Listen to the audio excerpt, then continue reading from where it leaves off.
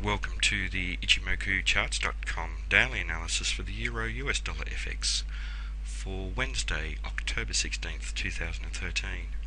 Well, a continuation of the trend to the downside today. A candle has made a lower high and a lower low.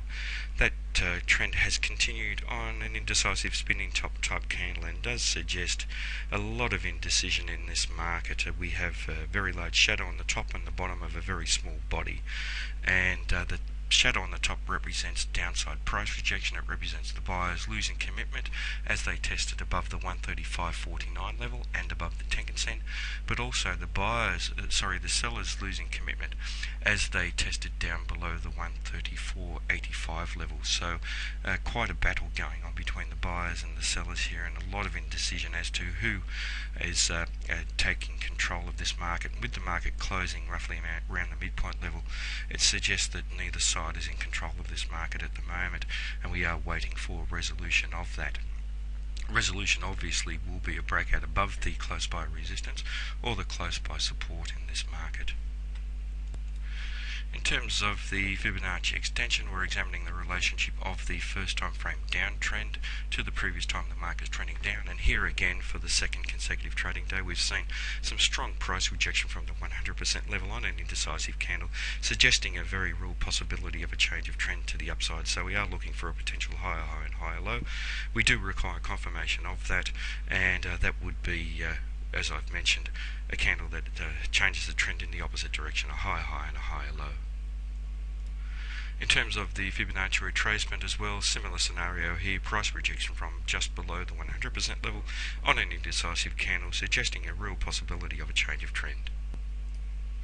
In terms of patterns in this market, previously we saw this small pennant type pattern where the target hasn't been met. There still is a possibility that we could meet the target of that down around 134.40, but more important is this complex head and shoulders pattern. Here we have the prior trend leading into the pattern. Always remember, it is important that we have to have a trend leading into the pattern, and quite often a trend that's in proportion to the size of the congestion that's forming, and this does work out quite well here. Here we have the left complex shoulder, the head, and then the right shoulder, and what we're looking for confirmation, and some people are incorrect when they look for just a breakout down below the neckline. What we want to see for confirmation is a close below the neckline here, and we're not seeing that at the moment. So we are waiting for the market to close down below there, and with a bearish close down below there, we would have more faith in this market meeting its target. The target I haven't calculated yet. We can have a look at that if the market does break out, but it would be the distance from the head down to the neckline projected from the area of the breakout to the downside. So we are looking for that. We do have some strong support down below there, but that would need to be taken into consideration if we do see that breakout. Now, in terms of Ichimoku, obviously still a bullish market in the long-term time frame, with the market trading up above the cloud. We are trading a fair way above the cloud, and we do see price action trying to be attracted back towards the cloud, trying to find equilibrium in that longer-term time frame, and certainly we are seeing the support that's close by holding up and limiting the attempts of the sellers to retrace back to that area. In terms of the Kijun-sen, the pink line, we are trading above that, and it is pointing up, so we have still some upside momentum in this market, even though the trend is down, and that's basically because we haven't substantially traded down below some of these lows that we've seen in the near past.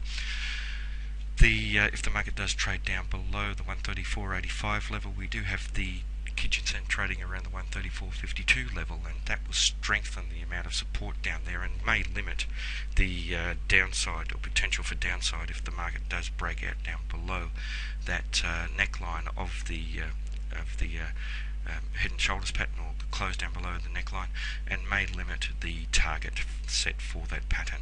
In terms of the Tenkan-sen, trading down below the Tenkan-sen, so we have a bearish sentiment in the short-term time frame, and we have been closing or trading down below there. It was some time since the market had been trading below there. We had the bearish breakout, then the market rallying back up towards the Tenkan-sen, and now for the fourth consecutive trading day, the Tenkan-sen holding as resistance.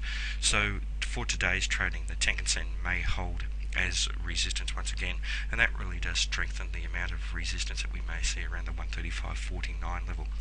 Looking across here to the Chica span, that's above the corresponding price action, so it's telling us that there is some solid upside momentum in this market, and it's suggesting that what we're seeing here in the longer term time frames, with the bias being to the buyers and the bullish buyers in the long term and medium term time frames, that we may see the market come off and then bounce back up to the upside. If we see the market close above the Tenkan Sen and the 135.49 level in a strongly bullish manner, we could see the market trading back up to the 136.14 level, and that's suggesting that this small downside trend that we're seeing in the fast term time frame may be short-lived.